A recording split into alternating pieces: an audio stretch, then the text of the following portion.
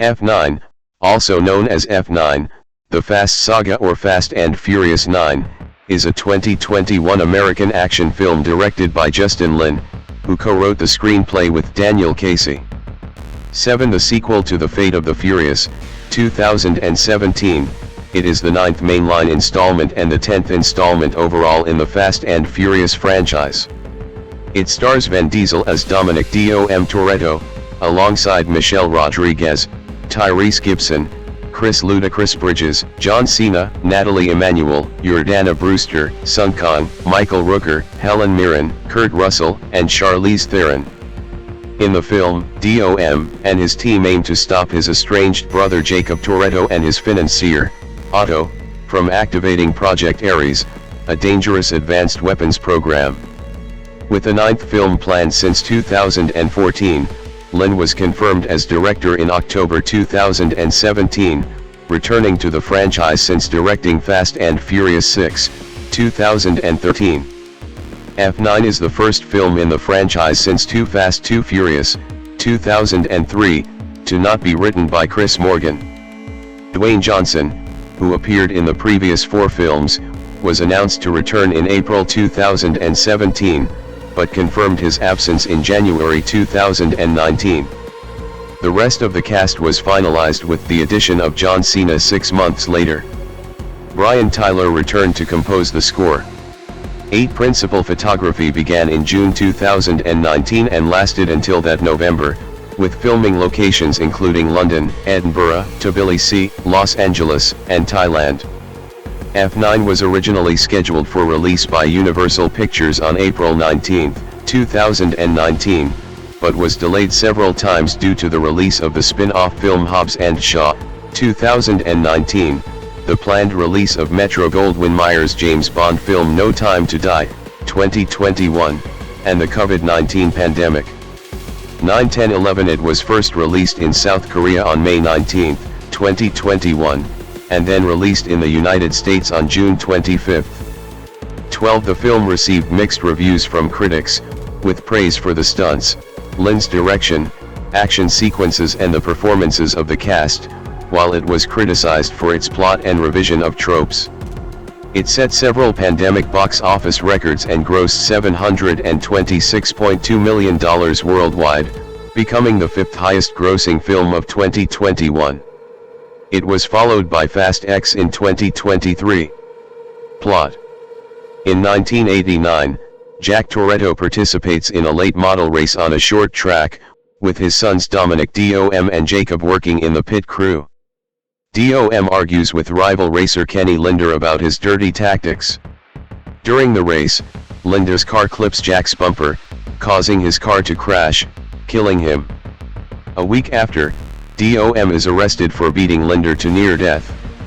While serving his sentence, Dom recalls that Jacob had worked on Jack's car the day he died and concludes that Jacob killed Jack. Upon release, Dom confronts and challenges Jacob to a race, pitting his 1967 Dodge Charger against Jacob's 1992 Ford Mustang. Jacob loses and Dom forces him to leave Los Angeles. In the present day, Dom is retired and raising his son Brian A. with his wife Letty Ortiz. Roman Pears, Tej Parker, and Ramsey arrive with the news that shortly after arresting Cypher, Mr. Nobody's plane was attacked by rogue agents, who abducted Cypher and crashed in Monte Quinto, a fictional Central American country. Dom agrees to help them after realizing Jacob is involved. Searching the plane, they find part of a device called Project Ares, which can hack into any computer weapons system. The team is ambushed by a private army led by Jacob, who steals the device. Michael Stasiak helps Dom's crew escape to their safe house at the Caspian Sea and Dom's sister Mia arrives to help. The team learns that Hanlu is connected to Project Ares, at which point, Letty and Mia leave for Tokyo to investigate. Meanwhile, Jacob meets with Otto, Jacob's associate, and financier. Cypher, who is being held at their base, tells Jacob that the other half of Ares is in Edinburgh. Dom meets his father's mechanic buddy, who took Jacob after his exile, and learns that Jacob is in London. In Tokyo, Letty and Mia find Han alive, along with his ward L. Roman and Tej travel to Germany to recruit Sean Boswell, Twinkie, and Earl who have been working on a rocket car. In London, Dom meets Queenie Shaw, who gives him Jacob's location. Dom confronts Otto and Jacob at a party held at Otto's mansion. Otto has Dom arrested, but Liza, Dom's old friend, rescues him. Tej, Roman, and Ramsey join Dom in Edinburgh, where Jacob uses an electromagnet to steal the other half of the Project Ares. Tej and Roman find the truck containing the electromagnet. As they fight Otto's men, Ramsey commandeers the truck to chase after Otto. Dom intercepts Jacob and the two fight throughout the city. Before Otto can extract Jacob, Ramsey runs his car off the road and uses the electromagnet to capture Jacob. At the safe house, Han reveals that Mr. Nobody assigned him to protect L and Project Ares, as L's DNA is its biometric activation key. When Jacob went rogue and teamed up with Otto, they used Deckard Shaw to fake Han's death and protect L. Otto and his men attack the safe house and free Jacob, who reveals to Dom that Jack, wanting to escape Deep Dead, had instructed Jacob to tamper with his car to throw the race. Jacob and Otto kidnap L and take the other half of the Project Ares. Otto launches a satellite into orbit, while Jacob has L activate Ares. They begin uploading Ares to the satellite, moving in an armored truck throughout Tbilisi. Dom, Letty, Mia, Ramsey, and Han race to stop the upload. As Mia and Han try to breach the truck, Otto reveals that he and Cypher have teamed up and throws Jacob off the truck. Jacob is rescued by Dom and Mia, where he helps them access the truck. Tej and Roman enter orbit and destroy the satellite using the rocket car, stopping the upload. Cypher bombs the truck using a UAV in an attempt to kill Dom, but unintentionally kills Otto. Dom uses the ricocheting truck to destroy Cypher's drone, which is revealed to be simulated, and Cypher escapes. Dom and Mia reconcile with Jacob, and Dom allows him to escape custody by giving him the keys to his car, finally forgiving Jacob. Tej and Roman reach the International Space Station and return safely to Earth. The team celebrates their success with a barbecue at Dom's house. While preparing to say grace, Brian O'Connor's car arrives in the driveway. In a mid-credits scene, Deckard comes face to face with Han and is shocked to see him alive. Cast. Main articles, list of Fast and Furious cast members and list of Fast and Furious characters. John Cena joined the franchise as Jacob Toretto.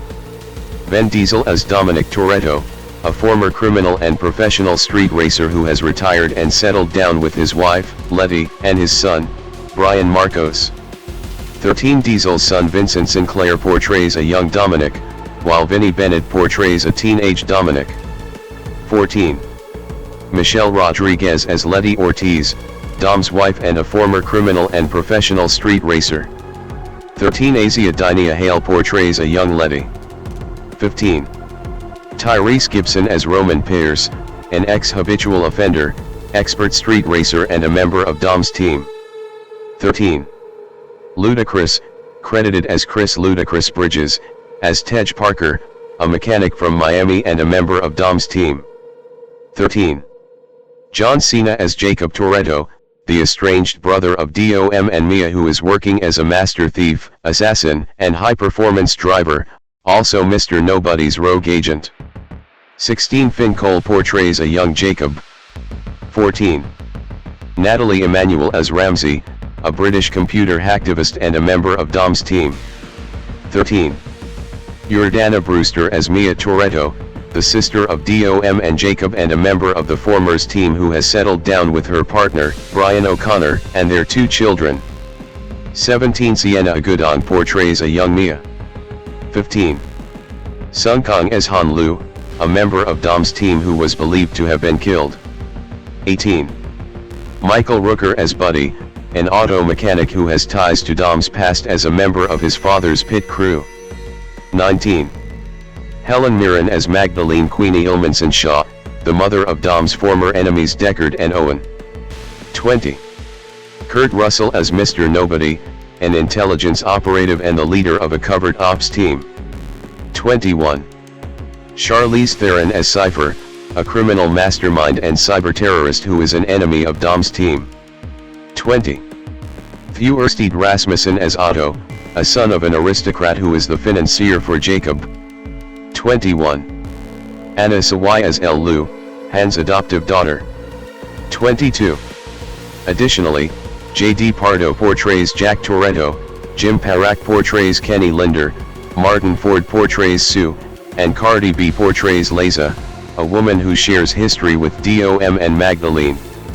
23-21 Carson Kern and Igby Rigney portray young versions of Vince and Jesse, respectively. 15. Lucas Black, Don Omar, and Shea Wiggum reprise their respective roles as Sean Boswell, Santos, and Agent Michael Stasiak from previous films 18, while Shad Moss and Jason Tobin also reprise their respective roles as Twinkie and Earl from The Fast and the Furious, Tokyo Drift, 2006. 24-18 Sird and Ozuna portray young versions of Leo and Santos, respectively. 25 Jason Statham reprises his role as Deckard Shaw in an uncredited cameo appearance during the end credits. 26 and Puerto Rican rapper Bad Bunny appears as Lookout. 27 Gal Gadot appears as Giselle Yashar through archival footage. 28. Production. Development. Justin Lin returned to the franchise to direct F9. In November 2014, Universal Pictures chairwoman Donna Langley confirmed that a discussion regarding 3 sequels to Furious 7, 2015, had taken place. 29 Actor Vin Diesel reaffirmed this in September 2015, alluding the trilogy could lead to the mainline series conclusion. 30 Furious 7, 2015, film director James Wan was originally contractually hired to direct The Fate of the Furious, 2017, and this film, but the studio let him go after he told them about his wishes to make The Conjuring 2, 2016, a sequel to his previous horror film The Conjuring, 2013, and firmly declined directing both the 8th film and this film due to the 7th film's demanding production impacting on his health. 31 In October 2017, Diesel revealed in a Facebook Live video that Justin Lin, who directed every film from The Fast and the Furious, Tokyo Drift, 2006, through Fast and Furious 6, 2013, would be returning to direct this film and Fast X, 2023. 32-33 In May 2018, Daniel Casey was hired to write the screenplay after Chris Morgan left due to his work on Hobbs and Shaw, 2019. 34 Neil H. Moritz returned as producer after being left out of Hobbs and Shaw, 2019, due to issues with Universal Pictures. Casting. In April 2017, Vin Diesel and Dwayne Johnson stated that they would return. 35 In October 2017, Jordana Brewster, who portrayed Mia Toretto in 5 of the franchise's films, was set to reprise her role for the 9th and 10th entries. 32 On April 4, 2018, Johnson stated that he was now unsure if would return for this film due to working on Hobbs and Shaw, 2019, 36, and he confirmed in January 2019 that neither he nor Jason Statham would be returning and reprising their roles as Luke Hobbs and Deckard Shaw respectively for this film due to production of Hobbs and Shaw, 2019. 37 Ultimately Statham only made a cameo appearance during the mid-credits scene. 26. In June 2019, John Cena was officially cast in the film, after an initial announcement from Diesel in April. 16 In July 2019, Finn Cole, Anna Sawai, and Vinnie Bennett joined the cast of the film. 14 That same month, it was announced Helen Mirren and Charlize Theron would reprise their roles. 20 With Michelle Rodriguez also confirmed to return. 38 Michael Rooker and MMA fighter Francis Ngannou 39 were added to the cast in August. 19 In October 2019, Ozuna and Cardi B joined the cast of the film. 25-23. Filming. A Lothian parcel services truck created for the film, parked up near filming in Edinburgh. Principal photography began on June 24, 2019, at Leavesden Studios in Hertfordshire, England. 4D filming took place in Los Angeles, Edinburgh 41-42 and London 43, and also took place in Thailand for the first time, with Krabi, Khao Phanon, and Phuket used as locations. 44 part of the film was also shot in Tbilisi, Georgia. 45-46 filming wrapped on November 11, 2019. 47. In July 2019, stuntman Joe Watts, who doubled for Diesel, sustained a serious head injury during filming at Leavesden Studios. 48-49 In September 2020, Michelle Rodriguez confirmed the film would be set in outer space as well, which was teased by Diesel. 50. Post-production. Dylan Highsmith, Kelly Matsumoto, and Greg D'Oria served as the film's editors, with additional editing provided by David Kern. Peter Chang, who worked with Lin on Star Trek Beyond, 2016, served as the overall visual effects supervisor with DNEG, Industrial Light and Magic, Lola VFX, Stereo D, and Factory VFX as the vendors. DNEG also converted the film to 3D. Music. Main article, F9, Soundtrack. See also, Road to Fast 9. Brian Tyler returned to compose the score. On July 31, 2020, a mixtape titled Road to F9 was released, and features music inspired by the film. The mixtape was preceded by the lead single One Shot by Youngboy Never Broke Again and Lil Baby. 51. Trailers for the film included the songs Family by the Chainsmokers and Kygo, Is You Ready by Migos and Sela by Kanye West. 52. The official soundtrack was released on June 17, 2021. 53. The score album, composed by Brian Tyler, was released on July 2, 2021. Release. Theatrical. F9 had its world premiere in South Korea on May 19, 2021. 54. The United Kingdom on June 24 and was released in the United States on June 25. 55. The film had 5 previous planned release dates in the United States between 2019 and 2021. These shifts were reportedly made due to the releases of Hobbs and Shaw and the James Bond film No Time to Die, 2021, as well as the COVID-19 pandemic. 56. Home media.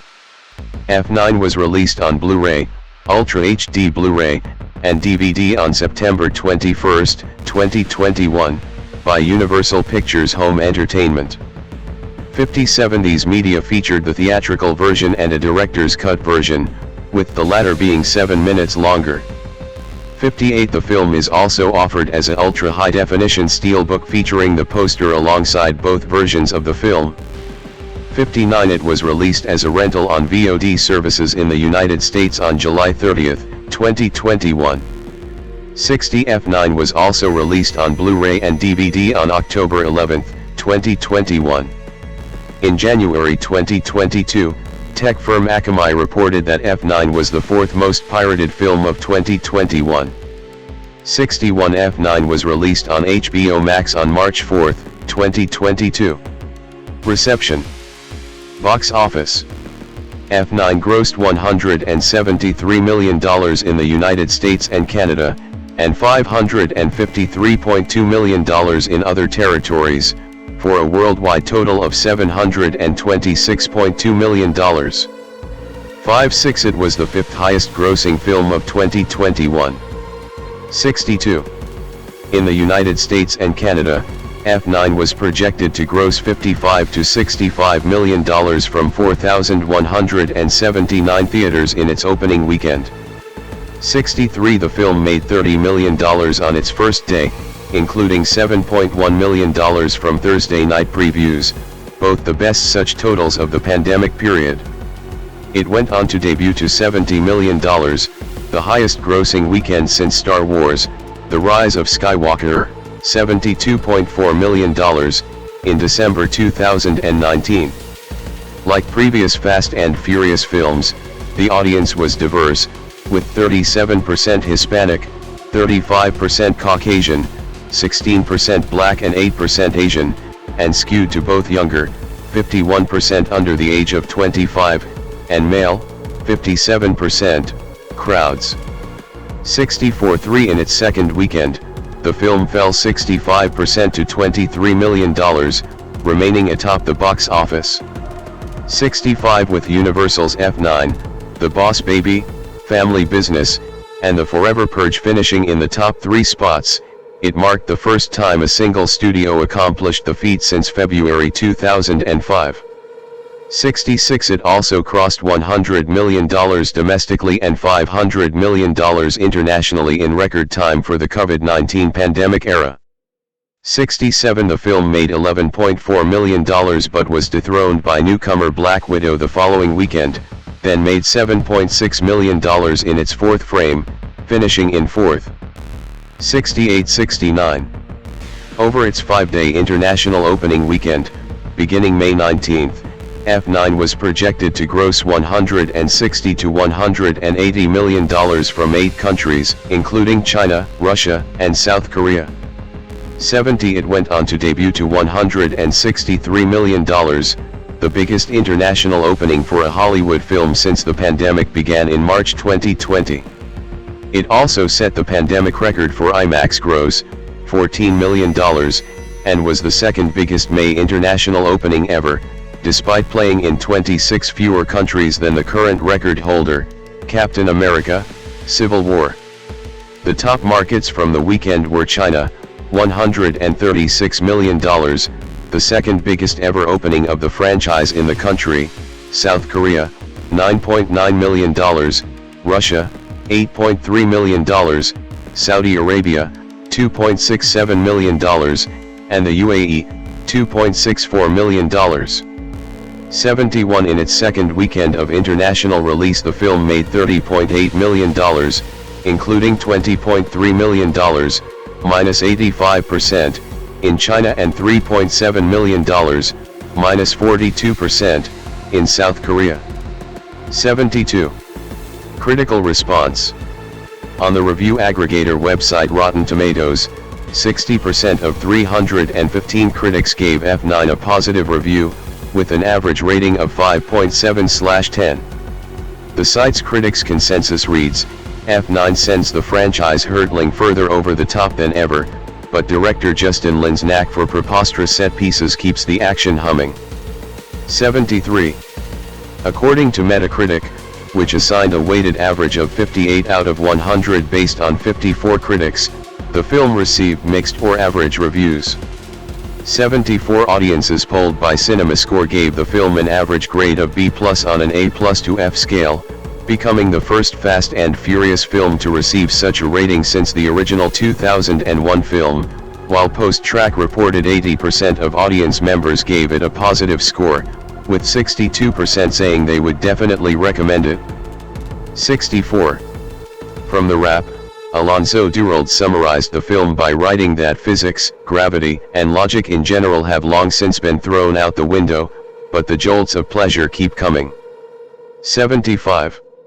Matt Patches of Polygon criticized the film for its lack of characterization, saying, after 20 years of fast films, DOM is a totally functional blockbuster superhero, and that F9 counteracts any character development by devoting a grating amount of time to meta-commentary on its own ridiculousness. However, he also praised Lin's direction and the set pieces by writing, each location fills Lin's pockets with the currency of imagination, which he cashes in with absolute delight. Where previous installments built off the glory of the Italian Job, The French Connection, and Mad Max: Fury Road, F9 finds inspiration in the Harlem Globetrotters. The cars catch falling bystanders, flip over enemy off-roaders, and stage intricately choreographed attacks using amped-up magnets. 76. Variety's Owen Gleiberman found one of the opening scenes to be the suspenseful high point of the movie, and wrote, "The scene is so over-the-top ludicrous that it's as if the filmmakers were saying, let's put what would have been the grand climax of Fast and Furious 4 in the opening half hour. Good enough. But what do you do for an encore?" 77. Writing for The Hollywood Reporter, John DeFore said that the feature probably sounds like more fun than it is, and concluded his generally negative review by saying that Furious 7 was a lot more fun. And, not that anyone cares, but it was more believable as well. 78. Meanwhile, IndieWire's David Ehrlich gave a more negative response with a C+ rating, and praised Lynn's direction, writing, "This is a movie that slingshots so far past self-parody that it loops all the way back to something real." 79. Jesse Hassanger of the AV Club also gave the film a C+ rating, remarking that Lynn's writing just isn't as fleet as his directing, and his directing in F9 isn't as fleet as his work on Fast 5 or Fast and Furious 6. He added, "The problem is all the runway in between the highlights, even longer than the endless literal concrete of the Fast and Furious 6 climax.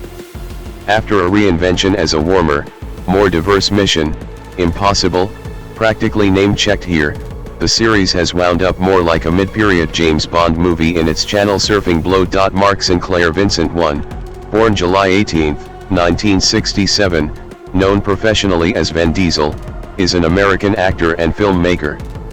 2. One of the world's highest-grossing actors. 3. He is best known for portraying Dominic Dom Toretto in the Fast and Furious franchise. 4. Born in California, Diesel attended Hunter College in New York City, where studies in creative writing led him to begin screenwriting. He wrote, directed, produced, and starred in the short drama film Multifacial, 1995, and his debut feature Strays, 1997. He came to prominence in the late 1990s and first became known for appearing in Steven Spielberg's Saving Private Ryan in 1998. He followed up with commercially successful films such as Boiler Room, 2000, and The Pacifier, 2005. He gained stardom as a leading action star headlining numerous franchises, including Fast and Furious, XXX, and The Chronicles of Riddick. His voice acting work includes The Iron Giant, 1999, the video games The Chronicles of Riddick, Escape from Butcher Bay, 2004, and The Chronicles of Riddick, Assault on Dark Athena, 2009, and the voices of Groot I and Groot 2 in the Marvel Cinematic Universe, MCU. He portrayed the characters in 6 superhero films, beginning with Guardians of the Galaxy, 2014. Diesel has reprised his role as Groot for the Disney Plus animated short series I Am Groot, 2022-2023, the television special The Guardians of the Galaxy Holiday Special, 2022, and the animated film Ralph Breaks the Internet, 2018.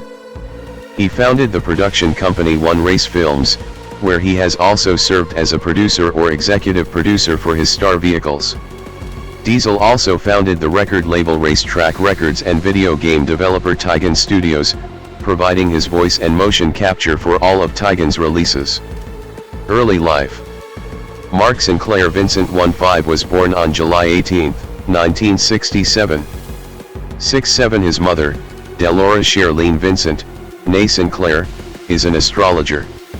8 He was raised by his white mother and adoptive African-American father, Irving H. Vincent, an acting instructor and theater manager. 7 9 10 Diesel has stated that he is of ambiguous ethnicity. 11. His mother has Scottish roots. 12 He has never met his biological father, and has said that all I know from my mother is that I have connections to many different cultures. 13 Diesel believes that his parents' relationship would have been illegal in parts of the United States due to anti-miscegenation laws. 14. Diesel made his stage debut at age 7 when he appeared in the children's play Dinosaur Door, written by Barbara Garson. The play was produced at Theater for the New City in New York's Greenwich Village. His involvement in the play came about when he, his brother and some friends had broken into the Theater for the New City space on Jane Street with the intent to vandalize it. They were confronted by the theater's artistic director, Crystal Field, who offered them roles in the upcoming show instead of calling the police. 15 16 17 Diesel remained involved with the theater throughout adolescence, going on to attend Hunter College in New York City, where studies in creative writing led him to begin screenwriting. He dropped out of Hunter to pursue acting. 18. He has identified himself as a multifaceted actor. 19. Sinclair began going by his stage name Vin Diesel while working as a bouncer at the New York nightclub Tunnel, wanting a tougher sounding name for his occupation. Vin comes from his mother's married last name Vincent, while the surname Diesel came from his friends due to his tendency to be energetic. 20. Career. 1990 to 1999, early struggle and debut. Diesel in 2005. Diesel's first film role was as an uncredited extra in the drama film Awakenings in 1990. After several years of struggle to gain acting roles, Diesel decided to make his own short film to secure funds for his feature film debut. In 1994, he wrote, directed, produced, and starred in the short drama film Multifacial, a semi-autobiographical film which follows a struggling multiracial actor stuck in the audition process. The film was selected for screening at the 1995 Cannes Film Festival. As well as acting, Vin Diesel supported himself by working as a bouncer and telemarketer selling light bulbs. 21. In 1997, Diesel secured funds to make his first feature-length film, Strays, an urban drama in which he played a gang leader whose love for a woman inspires him to try to change his ways. Written, directed, and produced by Diesel, the film was selected for competition at the 1997 Sundance Festival, leading to an MTV deal to turn it into a series which never came to fruition. Director Steven Spielberg took notice of Diesel after seeing him in Multifacial 22 and cast him in a small role as a soldier in his 1998 Oscar-winning war film Saving Private Ryan. This marked Diesel's first major Hollywood film role. In 1999, he provided the voice of the title character in the animated film The Iron Giant. 23. 2000 to 2008, Breakthrough and Setbacks. In 2000, Diesel had a supporting role in the drama thriller Boiler Room, where he appeared alongside Giovanni Ribisi and Ben Affleck. He got his breakthrough leading role as the anti-hero Riddick in the science fiction film Pitch Black later that year. Diesel attained action hero stardom with his portrayal of Dominic Toretto in the street racing action film The Fast and the Furious, 2001, and as Xander Cage in the action thriller XXX, 2002. He turned down the chance to reprise his roles in the sequels Too Fast Too Furious, 2003, and XXX, State of the Union, 2005. 24. Instead he chose to reprise his role as Riddick in The Chronicles of Riddick, 2004, which was a box office failure considering the large budget. 25. He also voiced the character in 2 spin-off video games and the anime film The Chronicles of Riddick, Dark Fury. In a departure from his previous tough guy action hero persona, in 2005, he played a light-hearted role in the action comedy film The Pacifier, which was a box office success. 26. Diesel with the Fast 5 cast and Natalie Morales for Today in 2011. In 2006, he chose a dramatic role playing real-life mobster Jack Dinocio in Find Me Guilty. Although he received critical acclaim for his performance, 27, the film did poorly at the box office, grossing only $2 million against a budget of $13 million. 28. Later that year, Diesel made a cameo appearance in The Fast and the Furious, Tokyo Drift, reprising his role from The Fast and the Furious. Diesel's main car, a Dodge Charger, from Fast and Furious.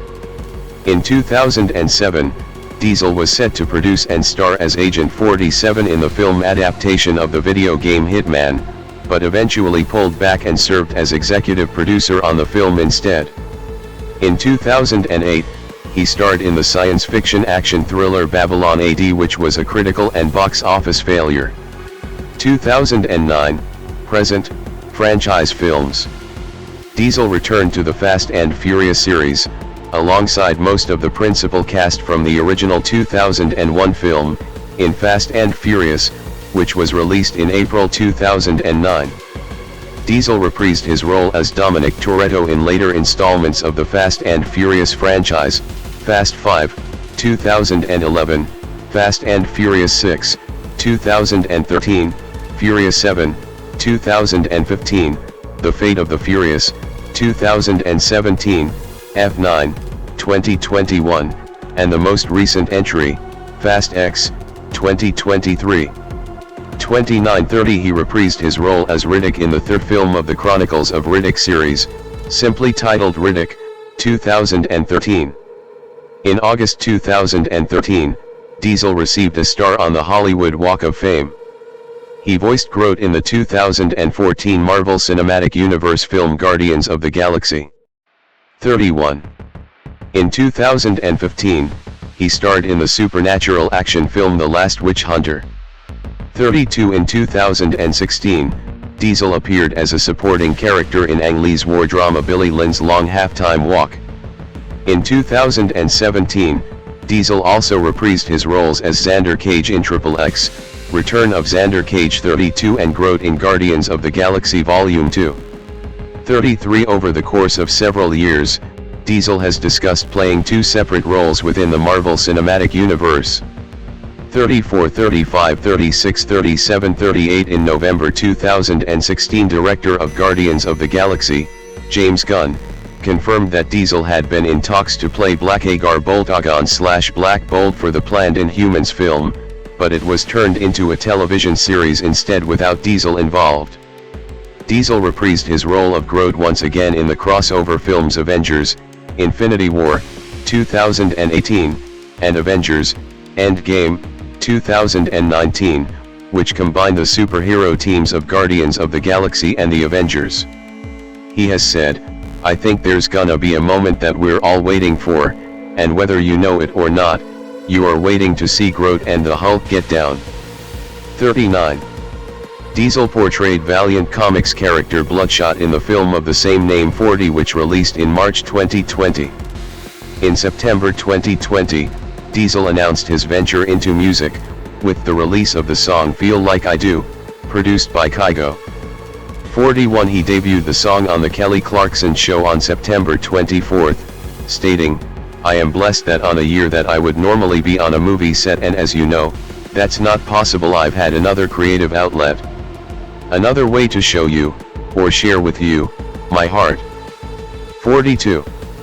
Diesel will star in Riddick, Furia, the fourth installment of the Chronicles of Riddick franchise, announced in February 2023. 43. Personal life. Diesel has said he prefers to maintain his privacy regarding his personal life, stating, "I'm not gonna put it out there on a magazine cover like some other actors. I come from the Harrison Ford, Marlon Brando, Robert De Niro, Al Pacino code of silence." 44. Diesel is noted for his distinctive deep voice. He said his voice broke around age 15, giving him a mature-sounding voice on the telephone. 45, which he often uses for his acting performances. Diesel is a longtime Dungeons & Dragons fan. 46, and wrote the foreword for 30 Years of Adventure, a celebration of Dungeons & Dragons, 2004. Canadian video game designer and developer Merritt K created the 2015 ASMR game Vin Diesel, making a game of D&D just for you for him. 47, 48, 49, 50. He has expressed his love for the Dominican Republic and how he relates to its multicultural facets. 51. He is acquainted with its former president, Leonel Fernandez, and appeared in one of Fernandez's earlier campaign advertisements. He later secured film production in the country for Los Bandoleros and Fast and Furious, both 2009. 52. Relationships. Sometime around 2001, Diesel dated his Fast and Furious co-star Michelle Rodriguez. 53. Since 2007, he has been in a relationship with Mexican model Paloma Jimenez. The couple have 3 children, 2 daughters born in April 2008 and March 2015, 54, 55, and a son born 2010. 56, 57. The younger daughter is named in honor of his co-star and close friend Paul Walker, who died in November 2013. 58. He is also the godfather of Walker's daughter, Meadow. Diesel also shares a close friendship with Fast and Furious co-star Tyrese Gibson. 59. Legal issues. In December 2023, former assistant Asta Jonasson sued Diesel for sexual battery and retaliation. The lawsuit alleges that, in 2010 during the filming of Fast 5 in Atlanta, he brought her to his suite at the St. Regis Hotel and forced her onto his bed. Jonasson accuses him of forcibly grabbing her and groping her breasts, and kissing her chest, and trying to pull down her underwear. She further accused him of pressing her against the wall and forcing her to touch his erect penis, and then he began to masturbate. She was fired a few days later, which she believes was retaliatory, with the suit reading, "It was clear to her that she was being fired because she was no longer useful when Diesel had used her to fulfill his sexual desires and she had resisted his sexual assaults." 60. The lawsuit also names Diesel's sister and production company as defendants for allegedly creating a hostile work environment and wrongfully terminating her, among other complaints. 61. On June 3, 2025, the 4 claims against Diesel filed under California's Fair Employment and Housing Act, FEHA, were dismissed due to the plaintiff missing an administrative deadline. The remaining claims were set to move forward to a jury trial in August, but were delayed and later dropped in November. Mate Michelle Rodriguez, born July 12, 1978, is an American actress. She began her career in 2000, playing a troubled boxer in the independent sports drama film Girl Fight, 2000, where she won the Independent Spirit Award and Gotham Award for Best Debut Performance. 1-2 Rodriguez played Letty Ortiz in the Fast and Furious franchise, 2001, 2009, present, and Rain Ocampo in the Resident Evil franchise, 2002, 2012. She has starred in the crime thriller SWAT. 2003, James Cameron's science fiction epic Avatar, 2009, and in the action film Battle, Los Angeles, 2011. After playing Minerva Mirabal in the biopic Tropico de Sangre, 2010, Rodriguez headlined the exploitation films Machete, 2010, and Machete Kills, 2013, and starred in the animated comedy films Turbo, 2013, and Smurfs, The Lost Village, 2017, while her performance in the heist film Widows, 2018, was critically praised. 3. Outside of film, Rodriguez played Ana Lucia Cortez in the drama television series Lost, 2005 to 2006, 2009 to 2010, and voiced Liz Recaro in the English-language translation of the anime Immortal Grand Prix, 2005 to 2006. She reprised her roles in video game spin-offs of Avatar and Fast and Furious, and also appeared in True Crime, Streets of LA, 2003, Driver 3, 2004, Halo 2, 2004, and Call of Duty, Black Ops 2, 2012.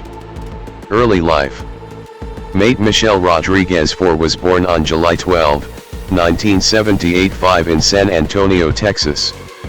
6. Her mother, Carmen Milady Rodriguez, née Pierd Espinal, A is Dominican, while her father, Rafael Rodriguez, was Puerto Rican and served in the U.S. Army.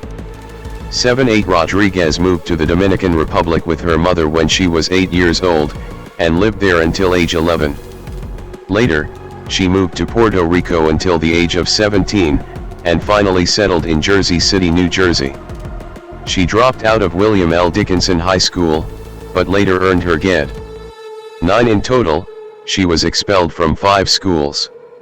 10. She briefly attended business school before quitting to pursue a career in acting, with the ultimate goal of becoming a screenwriter and director.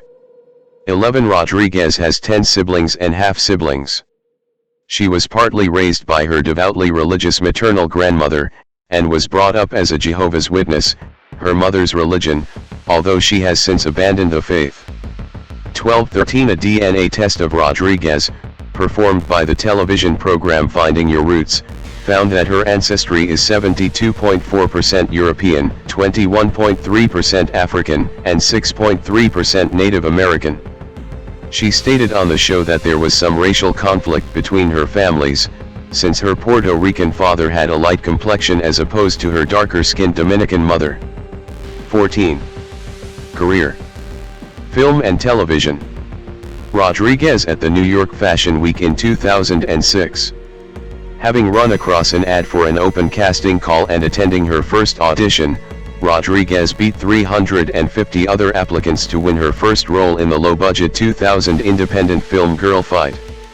With her performance as Diana Guzman, a troubled teen who decides to channel her aggression by training to become a boxer, 15, Rodriguez accumulated several awards and nominations for the role in independent circles, including major acting accolades from the National Board of Review, Deauville Film Festival, 16 Independent Spirit Awards, 2 Gotham Awards, 1 Las Vegas Film Critics Sierra Awards, and many others. The film itself took home a top prize at the Sundance 17 and 1 award of the Youth at the Cannes Film Festival. Rodriguez has had notable roles in other successful films, including Letty in The Fast and the Furious, 2001, and Rain Ocampo in Resident Evil, 2002. She appeared in Blue Crush and SWAT. 18. In 2004, Rodriguez lent her voice to the video game Halo 2, playing a Marine. 19. She provided the voice of Liz Recaro in the Cartoon Network series Immortal Grand Prix.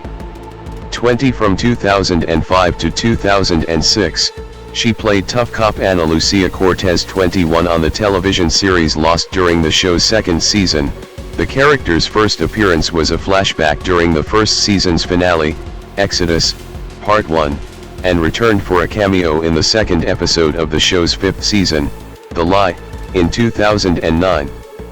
She returned again in the penultimate episode of the series, What They Died For, in 2010. In 2006, Rodriguez appeared in her own episode of G4's show Icons. 22. Rodriguez in December 2009. In 2007, Rodriguez appeared in the political drama Battle in Seattle opposite Charlize Theron and Woody Harrelson. 23. In 2009, she appeared in Fast and Furious, the fourth installment of the Fast and the Furious film series. 24-25. Later that year, Rodriguez starred in James Cameron's science fiction adventure epic Avatar, which became the highest-grossing film in history and Rodriguez's most successful film to date. In 2009, Rodriguez starred in Trópico de Sangre, an independent film based on the Dominican Republic's historic Mirabal sisters. 26-27. From left to right, Rodriguez, Jonathan Lee Bessman and Aaron Eckhart at the 2010 San Diego Comic-Con. In 2010, Rodriguez appeared in Robert Rodriguez's Machete. 28. In 2011, she appeared with Aaron Eckhart in the science fiction film Battle, Los Angeles. In 2012, she returned to play the good clone and bad clone of Rain Ocampo in Resident Evil, Retribution. In 2013, she reprised her roles as Letty in Fast and Furious 6 and Luz/She in the Robert Rodriguez sequel Machete Kills. She also voiced a character in DreamWorks Animation's Turbo. 29. In 2015, she appeared in Furious 7. 30. In 2016, she starred in The Assignment alongside Sigourney Weaver. In 2017, she lent her voice to Smurfs, The Lost Village. She starred in The Fate of the Furious, which broke records for the largest global box office opening of all time. 31. In 2018, she starred opposite Viola Davis in Widows from director Steve McQueen, and in 2019 reunited with director James Cameron on the film Alita, Battle Angel. 32-33. Rodriguez started Cheshire Cat Productions, a production company that produced the documentary Stunt Women, The Untold Hollywood Story, 2019. 34. Screenwriting. As of 2013, Rodriguez stated she was working on several projects, including a family adventure film, a drug drama, and a female-oriented period piece. 35. Personal life. Rodriguez at San Diego Comic-Con in 2013. Rodriguez's hobbies include tactical gun training 36, skydiving 37 and DJing 38. In early 2000, Rodriguez broke off an engagement to a Muslim boyfriend, citing opposition to religious requests he made of her. 39. In 2001, she reportedly dated her Fast and Furious co-star Vin Diesel. 41. In late 2010, Rodriguez trained with Sea Shepherd to join the direct action activism of the Marine Conservation Organization during Operation No Compromise. 42, 43, 44, 45, 46, 47. In 2013, Entertainment Weekly quoted her as saying, "I've gone both ways. I do as I please. I am too curious to sit here and not try when I can. Men are intriguing. So are chicks." 3. As she explained to Latina magazine, "I'm getting older. Eventually it's going to wrinkle up and I'm not going to be able to use it. I wanted to be honest about who I am and see what happens." 48. The following year, she said in an interview that she hoped her actions would help others in a similar situation, maybe by me opening my big fat mouth like I usually do and stepping up and owning who I am. Maybe it might inspire somebody else to do the same. 49. She described herself as bisexual in another interview later that month. Yeah, I fall under the B category of LGBT. Regarding the lack of unconventional female roles available in films, she said, "What's wrong with being bi? I mean, we're getting flack everywhere we go." 50. Legal issues. In March 2002, Rodriguez was arrested for assault after getting into a fight with her roommate. The charges were later dropped after the roommate declined to press the allegations in court. 51.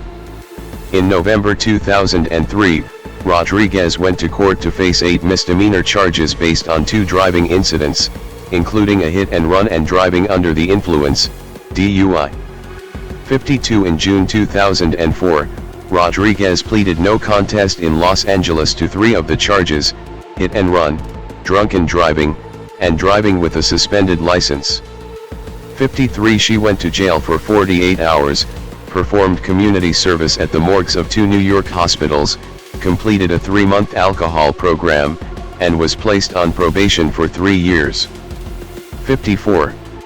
In 2005, while filming Lost in Hawaii, Rodriguez was pulled over by Honolulu police multiple times for speeding violations, and on December 1 was arrested for DUI.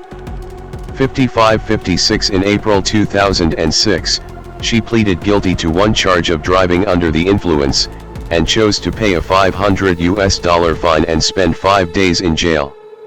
53. Rodriguez cited her high doses of allergy-relieving steroids as one of the reasons for her erratic behavior.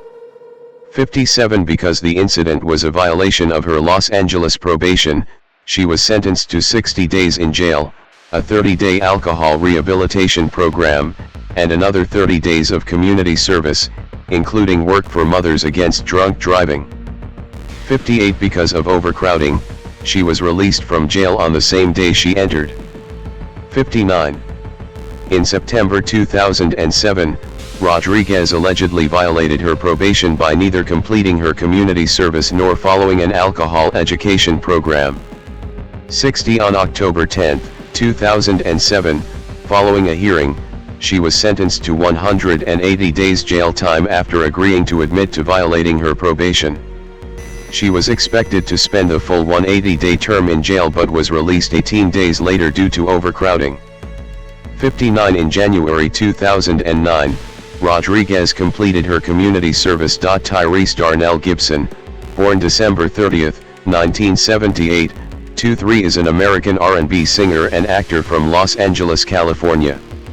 He signed with RCA Records in 1998, and released his debut single Nobody Else in August of that year. It peaked within the top 40 of the Billboard Hot 100 and preceded his self-titled debut album, 1998, which received platinum certification by the Recording Industry Association of America, RIA, and spawned his second top 40 single, Sweet Lady. His second and third albums, 2000 Watts, 2001, and I Wanna Go There, 2002, both received gold certifications by the RIA. The latter was led by the single How You Gonna Act Like That, which peaked at number 7 on the Billboard Hot 100 and remains his highest charting song. His fourth album, Alter Ego, 2006, explored hip-hop under the pseudonym Black Tie, while his fifth album, Open Invitation, 2011, received a nomination for Best R&B Album at the 55th Annual Grammy Awards. Gibson's sixth album, Black Rose, 2015, debuted atop the Billboard 200. Gibson has sold over 4 million singles and albums in the United States, and has been nominated for 6 Grammy Awards. 4. Gibson had his first starring role in John Singleton's coming-of-age hood film Baby Boy, 2001, and gained widespread recognition as Roman Pierce in 7 films of the Fast and Furious franchise, 2003, present, and Robert Epps in the first 3 films of the Transformers franchise, 2007 to 2011. Gibson reunited with Singleton for the action film Four Brothers, 2005. He appeared in the comedy film Ride Along 2, 2016, and the superhero film Morbius, 2022. Early life. Gibson was born and raised in Watts, Los Angeles, California. 5'6". His mother, Priscilla Murray Gibson, née Durham, raised him and his 3 older siblings as a single parent after his father, Tyrone Gibson, left. 7'8". While growing up in Watts on 113th Street during the late 1980s, Gibson was exposed to gangs, with some of his childhood friends becoming members of the Crips. In his autobiography, Tyree stated it was an older gangster named Dirtbike Fred that encouraged him to take a different path. 9. He later graduated from Locke High School in 1996. Citation needed. Music career. Beginnings. Gibson's career began when he auditioned for a Coca-Cola commercial at the suggestion of his high school music teacher. An appearance in a 1994 Coca-Cola advertisement, singing the phrase "Always Coca-Cola, 10" led to bigger fame. It also led him to other appearances, such as for Guess and Tommy Hilfiger. 1998 to 1999, Tyrese. Gibson was signed as an artist to RCA Records in 1998, releasing his debut single Nobody Else. It quickly rose on the Billboard Hot 100 chart, peaking at number 36. On September 29, 1998, he released his self-titled album Tyrese at the age of 19. It debuted on the Billboard charts at number 17. In late 1998, Gibson became the new host of the weekday music video show MTV Jams on MTV and a host and VJ for the channel. 11 afterwards, he released the second and highest charting single Sweet Lady, which became the album's biggest hit, reaching number 9 on the R&B charts. The single earned Gibson a Grammy nomination for Best R&B Male Vocal Performance. Afterwards, he released the third single from the album Lately. It made it to number 56 on the Billboard charts. The album eventually went on to be certified platinum. Gibson, along with singers Genuine, RL of Next, and Case, were featured on the soundtrack of The Best Man on the single The Best Man I Can Be. 2000 to 2001, 2000 Watts. On May 22, 2001, Gibson released his second studio album 2000 Watts. The first single off the album was I Like Them Girls, which reached number 15 on the Billboard Hot R&B/Hip Hop Songs chart. The album went on to be certified gold, selling over 500,000 copies. The third single off the album, Just a Baby Boy, with Snoop Dogg and Mr. Tan, was featured on the soundtrack to the film Baby Boy, Gibson's first major acting role. 2002 to 2004, I Wanna Go There. After RCA Records was disbanded, Gibson went on to sign to J Records, where he released his third studio album I Wanna Go There on December 10, 2002. his first single from the album and arguably his most successful single to date. How You Gonna Act Like That debuted on the Hot R&B/Hip Hop Songs chart at number 7. 2005 to 2010, Alter Ego and Hiatus. Gibson in 2008. On December 12, 2006, Gibson released his fourth studio album, Alter Ego, his first double-disc album. It was also the first album in which he showcased his rapping persona. The first single off the album was one debuting on the Hot R&B/Hip Hop Songs chart at number 26. The album itself is considered Gibson's lowest-selling album to date. In 2007, Gibson, Genuine, and Tank founded TGT. 2011 to 2012, Open Invitation. After taking time from music to focus on his family and acting career, Gibson returned to music in 2011, when he signed himself to EMI and released his fifth studio album Open Invitation on November 1st. The album debuted on the US Billboard 200 Albums chart at number 9, sold 130,000 copies in its first week and has gone on to sell over 400,000 copies. It was preceded by the lead single Stay and peaked on the US Hot R&B/Hip Hop Songs chart at number 11. 12. The second single Too Easy featured fellow actor, friend, and rapper Ludacris. It peaked on the US Hot R&B/Hip Hop Songs chart at number 38.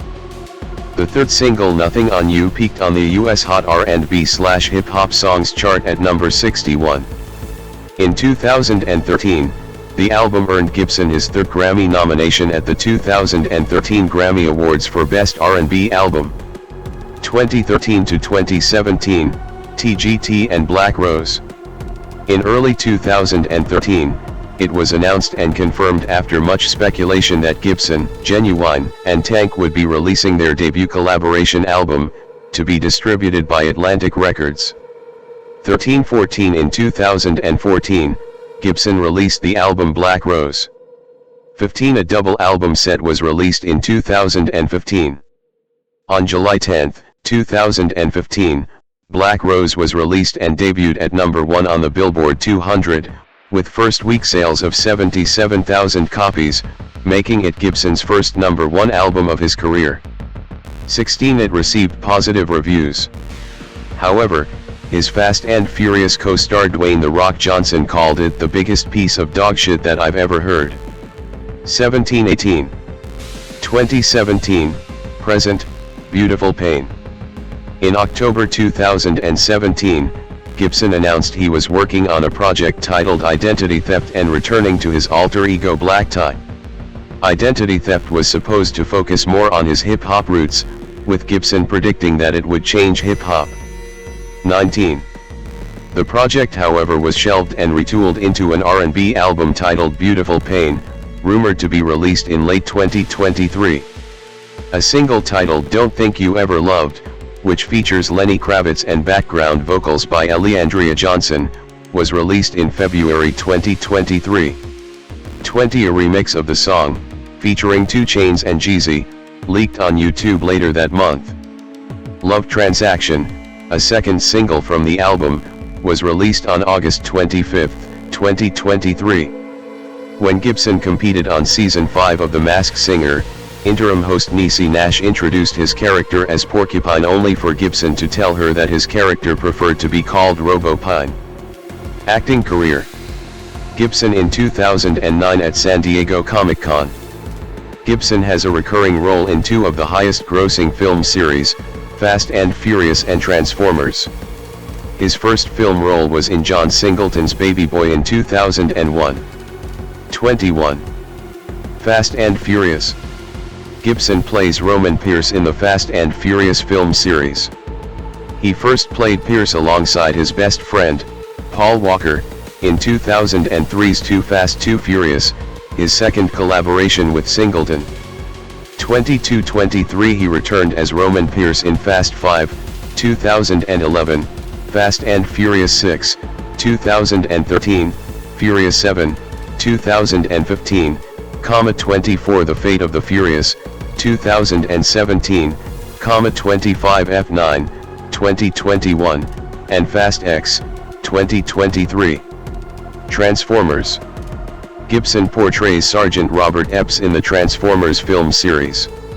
In 2007, with the cast of Josh Duhamel, John Turturro, Megan Fox, Anthony Anderson, and Jon Voight, with star Shia LaBeouf, Transformers went on to make nearly $710 million worldwide. It was directed and co-produced by Michael Bay.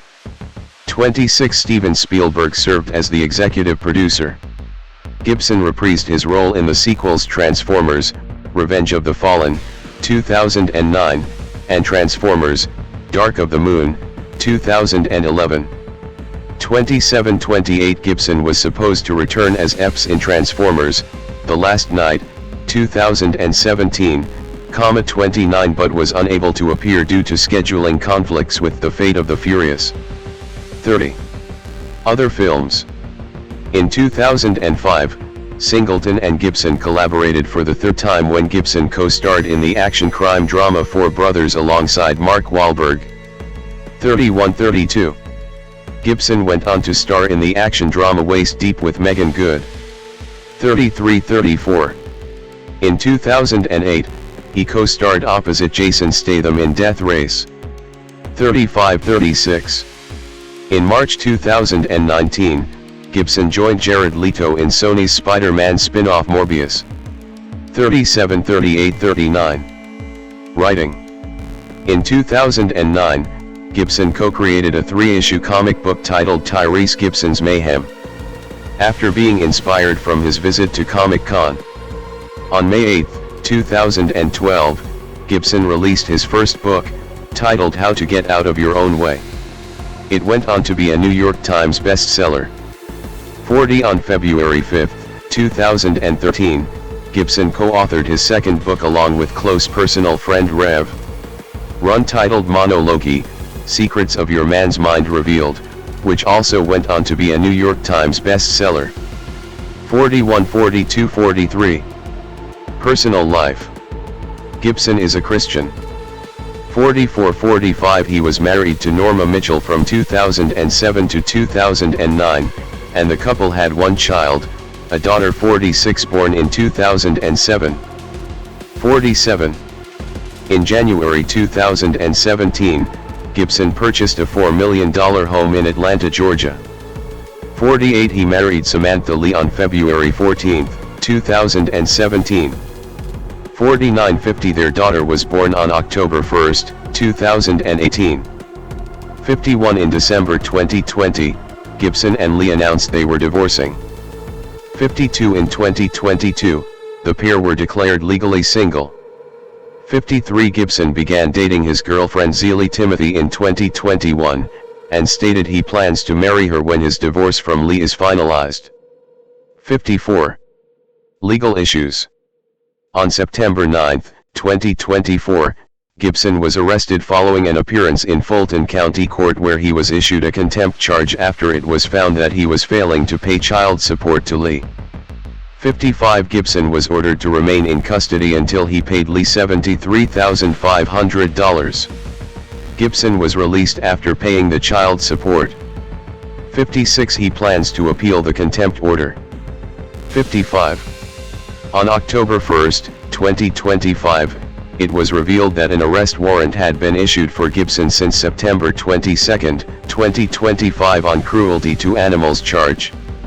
57 The arrest warrant stemmed from an incident on September 18, 2025 which involved his 4 Cane Corso dogs killing a neighbor's dog after these dogs were able to run wild throughout his Atlanta neighborhood. 57 In addition, Fulton County Police Captain Nicole Dwyer publicly acknowledged that there had in fact been multiple calls from neighborhood residents about incidents which involved these 4 attack dogs after they continuously roamed unsupervised in the neighborhood in the past few months leading up to the incident where they killed Gibson's neighbor's small spaniel dog. 58 The neighbor whose spaniel was killed was also acknowledged to be living a half a mile away from Gibson. 58 On October 3, 2025, Gibson was arrested after he turned himself into the custody of the local police, was booked on a cruelty to animals charge, and then released after paying a $20,000 bond. Christopher Brian Bridges, born September 11, 1977, known professionally as Ludacris, /Ludacris/, is an American rapper and actor. Born in Champaign, Illinois, Ludacris moved to Atlanta, Georgia, where he first began rapping. Starting out with a brief stint as a DJ, he formed the record label Disturbing THAPs in the late 1990s to release his debut studio album Incognito, 1999.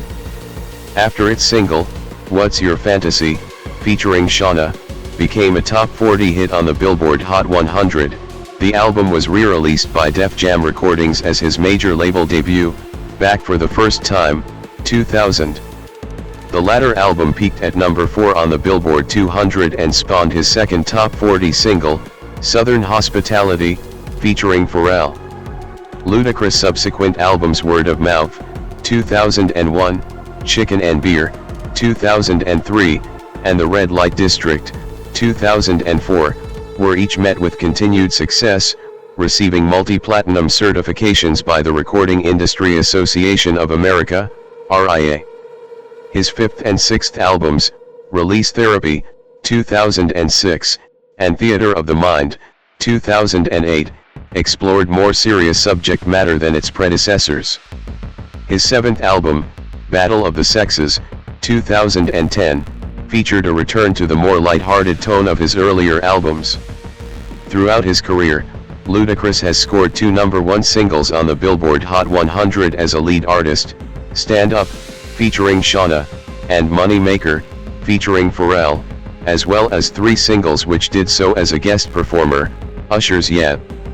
in 2004, Fergie's Glamorous in 2007, and Taio Cruz's Break Your Heart in 2009. The following year, he guest appeared on Justin Bieber's single Baby, which remains one of the highest certified singles of all time in the United States. 2. Ludacris was one of the first Dirty South rappers to achieve mainstream success in the early 2000s. He is the recipient of 3 Grammy Awards, a Screen Actors Guild Award, a Critics' Choice Award and an MTV Video Music Award.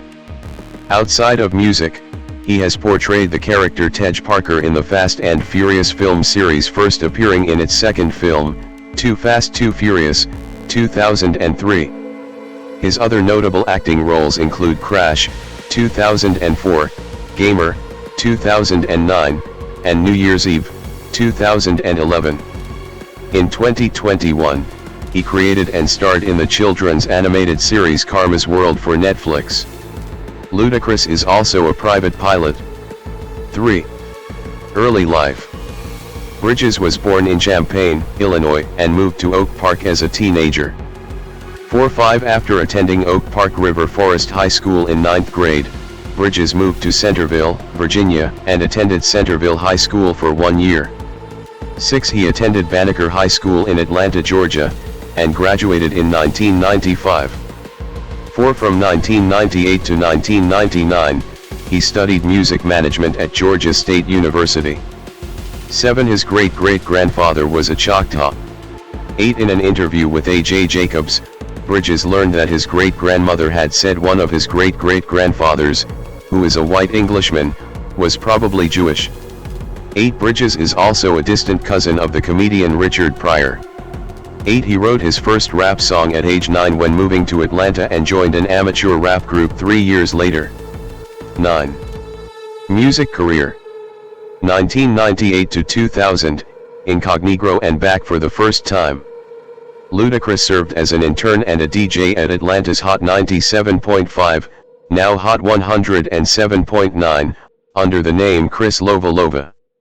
10-4 During his radio career, Ludacris met music producer Timbaland, whose album Tim's Bio, Life from the Basement would feature Ludacris on the track Fat Rabbit, credited as Ludatrice. 4 Speaking with MTV's hip-hop show Direct Effect in 2000, Ludacris explained his stage name was a play on the word ludicrous. 11. In 1999, Ludacris released his debut album Incognito through his independent label Disturbing THAPs. 4 Def Jam South would later repackage Incognito with some new songs added into Ludacris's major label debut Back for the First Time in 2000. 4. The album reached number 4 on the US Billboard 200 and included the singles What's Your Fantasy, featuring Shauna, and Southern Hospitality, featuring Pharrell Williams, which respectively reached number 21 and 23 on the Billboard Hot 100. 4. 2001 to 2003, Word of Mouth and Chicken and Beer. In 2001, Ludacris contributed the hit single Area Codes, featuring Nate Dogg, to the soundtrack to the film Rush Hour 2. 12. It was also included on his next album, Word of Mouth, released later that year. 13. The Word of Mouth lead single Rollout, My Business, was nominated for the Grammy Award for Best Male Rap Solo Performance in the 2003 Grammy Awards. 14. Two other singles reached the Hot 100 in 2002, Saturday, Oh, Oh, featuring Sleepy Brown peaked at number 22, and Move Bitch featuring Mystical and I-20 peaked at number 10. 15. Ludacris also had guest spots on hit singles throughout 2001 and 2002, such as Jermaine Dupri's Welcome to Atlanta that peaked at number 35 on the Hot 100 and number 15 on the Hot R&B/Hip Hop chart. 16. Ludacris was among multiple featured rappers on BIA BIA by Lil Jon and the East Side Boys, which peaked at number 47 on the R&B/Hip Hop chart in August 2001. 16. In the last week of 2002, Gossip Folks by Missy Elliott featuring Ludacris was released as a single, and it peaked at number 8 on the Hot 100 in March 2003. 15. In April 2003, Ludacris released the single Act a Fool from the soundtrack of the movie Too Fast Too Furious, in which he played Tej Parker. 17. Director John Singleton brought Ludacris into the franchise after failing to secure J.A. Rule's return for the sequel to The Fast and the Furious. 18. In the fall of 2003, Ludacris released his next album Chicken and Beer, featuring guest appearances from Play Circle, Chingy, Snoop Dogg, 8 Ball and MJG, Lil Flip, I-20, Lil Fate, and Shauna. The single, Stand Up, appeared on both Chicken and Beer as well as the soundtrack for the teen hip-hop/dance movie You Got Served. Produced by Kanye West, Stand Up went on to become one of Ludacris' biggest mainstream hits to date, hitting the top spot on the Billboard Hot 100, garnering heavy airplay on mainstream pop, rhythmic, and urban radio stations, as well as on MTV, MTV2, and BET. Ludacris was sued by a New Jersey group called IOF who claimed that Stand Up used a hook from one of their songs, but in June 2006, a jury found that the song did not violate copyrights. I hope the plaintiffs enjoyed their 15 minutes of fame, Ludacris said after the verdict. 19. The album's next single, Splash Waterfalls, was released in early 2004. A huge pop hit, despite its steamy video and explicit, adult-oriented lyrical content and themes, it subsequently became a success at Urban Radio and BET, and is the only time he has produced 2 consecutive top 10 singles from a solo album, citation needed. Except for Release Therapy, an unedited version of the video could only be viewed on BET's Uncut program. It was Ludacris' most sexual video yet, an R&B remix that featured Raphael Saadiq and sampled Tony. Tone, S Whatever You Want. Ludacris received his first Grammy Award with Usher and Lil Jon for their hit single Yet. Ludacris next released Blow It Out, which was accompanied by a low-budget music video. 2004 to 2007, The Red Light District and Release Therapy. Ludacris during a 2011 New Year's Day concert in a Miami Beach nightclub. Ludacris took a more mature approach to his 4th album The Red Light District.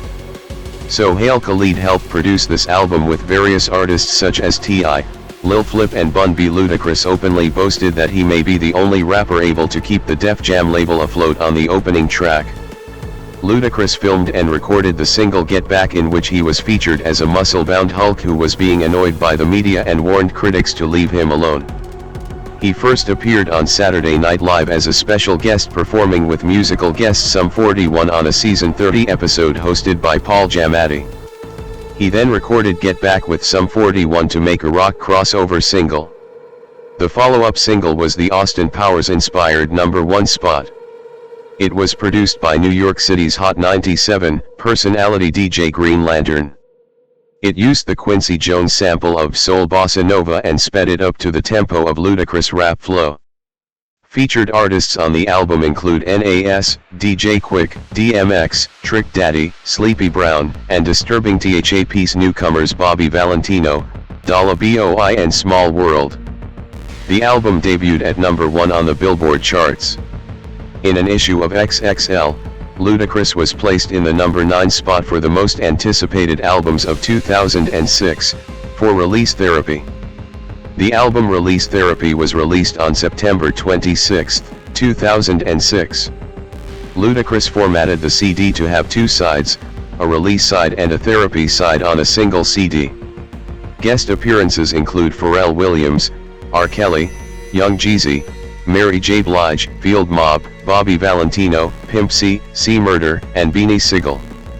The first single, Money Maker, which features Williams, was released to U.S. radio outlets on July 17, 2006. 20 Money Maker reached #1 on the Bet program 106 and Park. It then went to become the rapper's second #1 single after 6 years. Citation needed. His second single, Grew Up a Screw Up, featuring Young Jeezy, dispels rumors that the two are or ever were in a dispute. His third single, Runaway Love, soon peaked at #1 on the US Billboard Hot Rap Tracks and won Best Collaboration in the 2007 BET Awards. Release Therapy won the Best Rap Album Award at the 2007 Grammy Awards. His album then reached #1 on the Billboard 200 album charts with sales of 309,000 in its first week. With the release of this album, Ludacris marked a change in style in his career with his musical style. The new album itself features a departure of the light-hearted mood of his previous albums, and introduces a darker side. A change of hair accompanied this as he cut off his trademark braids for a more conventional fade cut. To promote the album, Ludacris returned to Saturday Night Live, as both host and musical guest, on November 18, 2006. 2008 to 2010, Theater of the Mind and Battle of the Sexes. The Preview, a mixtape to preview the album, was released on July 28, 2008. Theater of the Mind was released on November 24, 2008, and in April 2008, the single Let's Stay Together appeared on XXLMag.com, supposedly from the new album. Let's Stay Together was expected to but was released as a bonus track on the CD. A song with Small World called Pinky Shinin' was expected to be on the album, but it was dropped. In an interview with Complex magazine, he stated that Chris Brown, Lil Wayne, Rick Ross, T.I., Plies, Common, T-Pain, Jay-Z, Nas and The Game will be on the album. Game is featured in a track with Willie Northpole titled Call Up the Homies. T.I. was on the album on a track called Wish You Would, squashing the long feud between them. The album debuted at #5 on the Billboard 200 with 213,493 sold first week. The album was released the same day as Kanye West's 808's and Heartbreak, which took the #1 spot. 21 His first single What Them Girls Like, featuring Chris Brown and Sean Garrett, peaked at number 33 on the Billboard Hot 100. His second single, One More Drink, featuring T-Pain, peaked at number 24 on the Billboard Hot 100. The third official single is Nasty Girl, featuring Plies.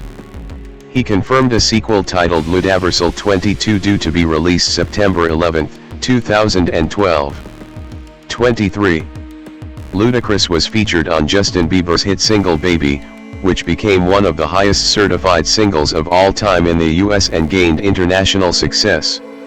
His eighth studio album was released on March 9, 2010, with his first promotional single for the album being Everybody Drunk, which features Callum Smith, originally featuring Shawnna.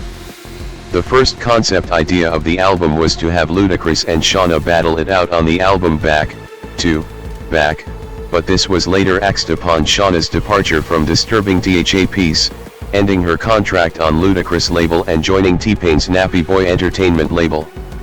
The first official single released from Battle of the Sexes was How Low, which was released on December 8, 2009.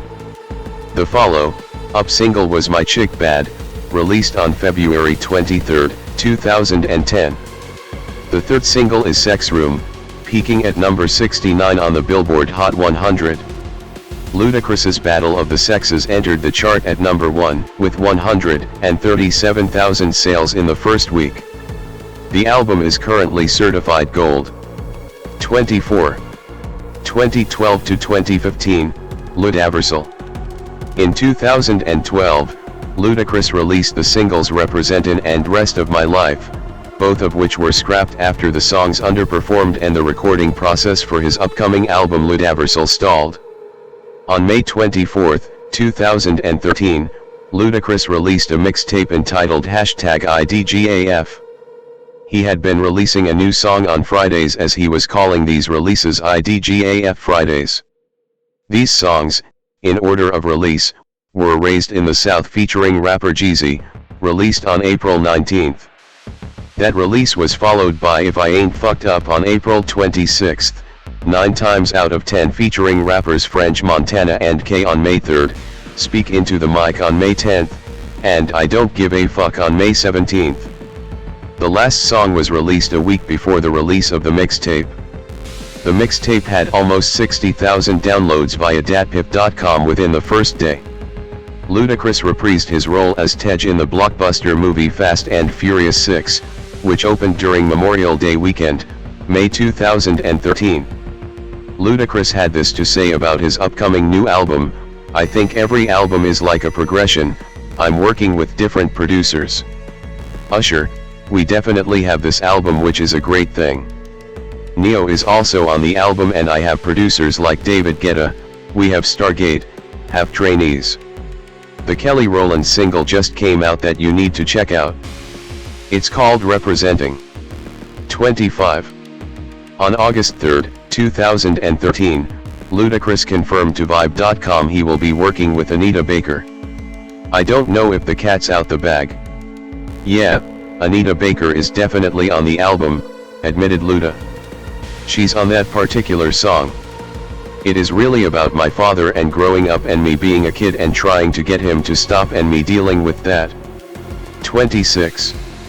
After a lengthy hiatus, Ludacris returned to the music on January 30, 2014, with the release of a single Party Girls featuring Jeremiah, Wiz Khalifa, and Kashmir Cat. The song takes a cue from Aqua's 1997 song Barbie Girl, however, the single did not appear on the new album. 27. On October 9, 2014, Ludacris announced that Ludaversal would be released on March 31, 2015, which will be preceded by an EP titled Burning Bridges due for release on December 16, 2014. 28-29. On October 31, 2014, Ludacris premiered the first single from the Burning Bridges EP titled Good Lovin' featuring American singer Miguel. 30. Due to its moderate success, Good Lovin' would go on to serve as the first single from Ludaversal. On March 3, 2015, Ludacris held a listening party for Ludaversal with Def Jam. The track's intro, Not For Long featuring Usher, and Come and See Me featuring Big K.R.I.T. were revealed to the public. 31. After 3 years worth of delays, Ludaversal was released March 31, 2015 to generally positive reviews and peaked at number 3 on the Billboard 200. 2017, present, upcoming 10th studio album and Karma's World. In March 2017, Ludacris confirmed that he was working on his 10th studio album in an interview with Complex magazine. Citation needed. On March 31, 2017, Ludacris released a new single called Vitamin D featuring Ty Dolla $ign. 32. In 2017, Ludacris hosted YouTube's Best Cover Ever show. 33. In 2018, he was featured on country singer Carrie Underwood's single The Champion. The song peaked at number 47 on the Billboard Hot 100 and was the opening song for Super Bowl 52 and 2018 Winter Olympics and Cry Pretty. On May 8, 2018, Ludacris received 3 nominations and 1 win at the 2018 CMT Music Awards. 34. On October 14, 2020, Netflix commissioned his then new animated musical children's television series known as Karma's World for an initial 40 episodes from 9 Story Productions, Creative Affairs Group and his production company, Karma's World Entertainment 35, using the inspiration of his eldest daughter, Karma Bridges, and the eponymous website created in 2009. Ludacris stated in interviews with People and Billboard that he and Karma spent close to a decade and a half working on the perfection of the production. 36-37 The series premiered on Netflix on October 15, 2021, alongside its official soundtrack album, which was produced and released by Def Jam Recordings on global digital music streaming platforms. 38-39 On January 17, 2022, the series got nominated for 3 NAACP Image Awards including Outstanding Children's Program 40, and Ludacris himself got nominated for his voice-over performance as Karma's on-screen father. Netflix renewed Karma's World for a second season on back of The Encouragements, which premiered on March 10, 2022. 41-42. In August 2021, Ludacris released the single Butter.atl. 43. In December 2022, it was announced that Ludacris would open up for Janet Jackson's Together Again tour. 44. Ludacris made a cameo in Usher's Super Bowl 58 halftime show, performing his portion of Yet. Personal life. From 2009 until their marriage in 2014, he dated model Eudoxie Mbugiengu.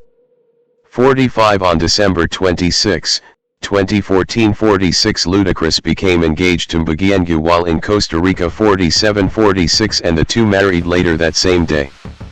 48-49 In early June 2015, Eudoxie announced that the couple had welcomed a baby girl. 50 In May 2021, Eudoxie shared via Instagram that she and Ludacris were expecting their second child together. He has 2 other daughters from previous relationships. 51. In January 2020, Ludacris acquired Gabonese citizenship along with his mother and his 2 daughters.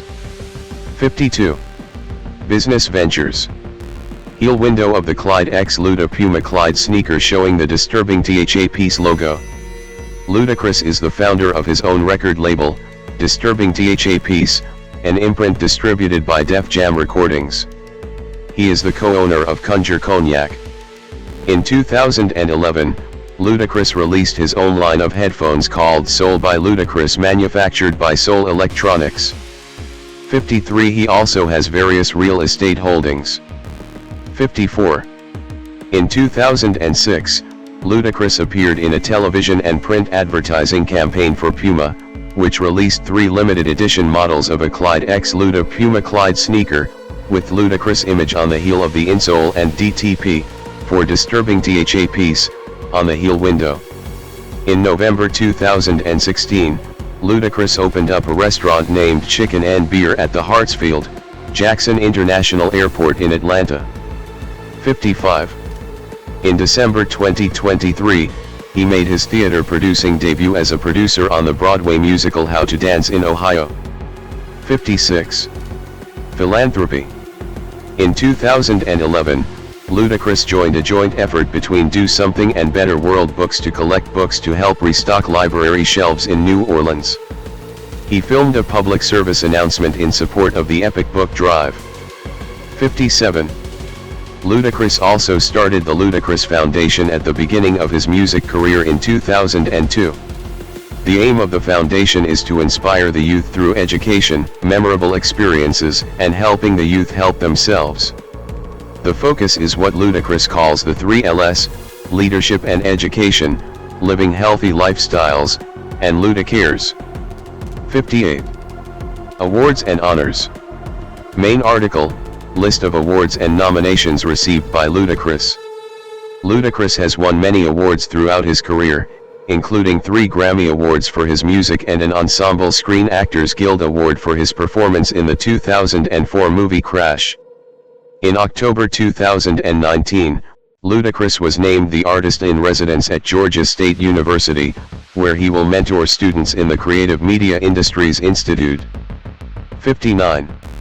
On April 13, 2022, Georgia State University announced the Georgia Board of Regents had approved Ludacris to receive an honorary Bachelor of Science degree in Music Management. 60. He received this honorary degree on May 4, 2022, at the commencement ceremony at Center Park Stadium, where he also delivered a speech. 61. Controversy. This criticism or controversy section may compromise the article's neutrality. Please help integrate negative information into other sections or remove undue focus on minor aspects through discussion on the talk page. June 2025. T.I. Tensions began when T.I. saw a disturbing THAP's rapper I-20's video in which a man wearing a shirt with the words "Trap House, citation needed" was being beaten. T.I. believed the man's shirt actually said trap music, perhaps interpreting this to be a reference to his album of the same name. Later, G-Unit artist Young Buck asked these two fellow Southern rappers to appear on his new record on the track Stomp. T.I. recorded a verse that contained a line that Young Buck considered to be an insult towards Ludacris, "Me gettin' beat down, / that's Ludacris." Young Buck spoke to Ludacris about his interpretation of the event. Ludacris then later recorded a verse that can be found on the album Straight Outta Cashville. 62. T.I.'s record company wanted Ludacris to change his verse before they sanctioned it, but Ludacris refused and T.I. was therefore replaced by Game on the album version. On June 24, 2007, at the Sunset Tower Hotel in West Hollywood, California, T.I. was involved in a physical altercation. During a luncheon held by Kevin Liles of Warner Music Group, parent company of T.I.'s label, Atlantic Records, the MC got into a fight with Ludacris manager Chaka Zulu.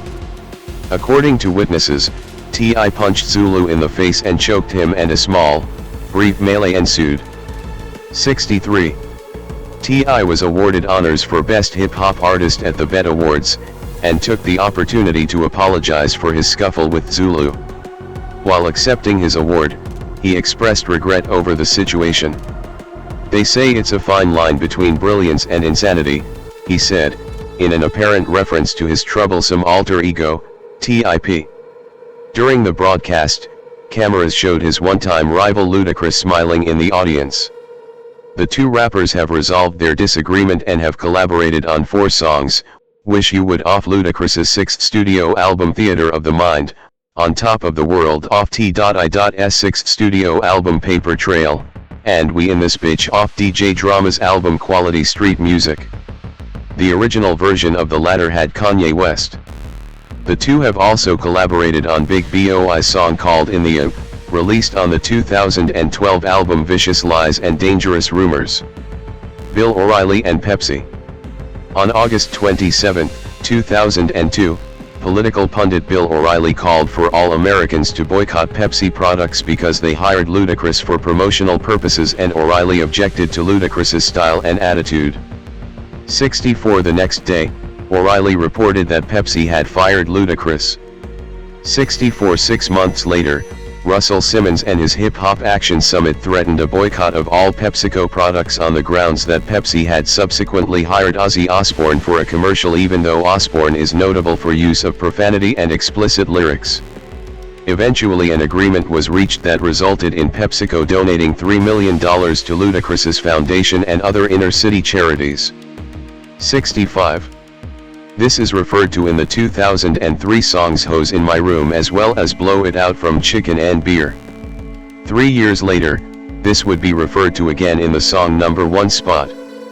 During a summer 2003 appearance on MTV's The New Tom Green Show, Ludacris and host Tom Green launched copies of Bill O'Reilly authored books into a dumpster using a homemade catapult. In an interview with RadarOnline.com in 2010, Ludacris stated that he and O'Reilly had made amends after having a conversation at a charity event. 66. 2008 presidential election. The song Politics as Usual from Ludacris's mixtape The Preview has caused controversy due to lyrics in the song criticizing Jesse Jackson. Now Jesse talkin' slick and apologizin' for what? If you said it then you meant it, in reference to Jackson stating that he would like to cut Obama's nuts off. John McCain don't belong in any chair unless he's paralyzed. President George W. Bush, yeah I said it, cause Bush is mentally handicapped / ball up all of his speeches and throw 'em just like candy wraps / cause what you talkin' I hear nothing even relevant / you the worst of all 43 presidents, and Hillary Clinton, Hillary hated on you, so that bitch is irrelevant, in reference to Hillary's campaign comments against Obama. Natalie Joanne Emanuel, born March 2, 1989, is an English actress. Emanuel began her acting career appearing in theater in the late 1990s, acquiring roles in various West End productions such as the musical The Lion King. In 2006, she began her on-screen career by starring as Sasha Valentine in soap opera Hollyoaks, after which she appeared in various British television series until her debut film appearance in 28K, 2012. Emanuel gained wider recognition for her role as Missandei in the HBO fantasy series Game of Thrones, 2013 to 2019, and continued her career with supporting roles in the Maze Runner films, 2015 to 2018, the Fast and Furious films Furious 7, 2015, The Fate of the Furious, 2017, F9, 2021, and Fast X, 2023. She has since taken on lead roles in Army of Thieves, 2021, and Megalopolis, 2024. Early life. Emanuel was born on March 2, 1989 in Southend-on-Sea, a city in Essex, England. Her mother is Dominican, and her father is of half St. Lucian and half English descent. She has an older sister. Emanuel recalled that her mother first took notice of her passion and desire to become an actress during Emanuel's attendance at the private St. Hilda's School, which closed in 2014, and later the Westcliff High School for Girls Grammar School. In an interview with the New York Daily News, she commented, "When I was 3, I'd always cause drama that my mum decided maybe I should channel it properly, so she started me on acting, singing and dancing classes." At the age of 10, she played young Nala in the West End production of the musical The Lion King. Career. Emanuel speaking at the 2016 San Diego Comic-Con. In 2006, she made her television debut, starring as Sasha Valentine in the soap opera Hollyoaks. Emanuel appeared on the show until 2010. Her character's storylines included prostitution and heroin addiction. 10. In January 2012, Emanuel presented BBC Three's Web Sex, What's the Harm?, investigating the online sexual habits of 16 to 24-year-olds in the UK. Later in the same year she made her film debut in the thriller 28K. 13. The following year, she was cast as Missandei, Daenerys Targaryen's interpreter, in HBO's fantasy drama series Game of Thrones. In an interview with Jimmy Kimmel, she confirmed that she received the news about winning the role when she was working in a clothes store as a shop assistant. 14. In 2015, Emanuel was promoted to a regular cast member on the show. 15. Missandei was the only prominent character that was a woman of color in the show, and her death scene, which took place whilst she was in chains, was unpopular among fans, being called an example of fridging and evoking an image of slavery. 17. Emanuel later told The Guardian 18. The reaction to Missandei's death was so big because she was the only one. I think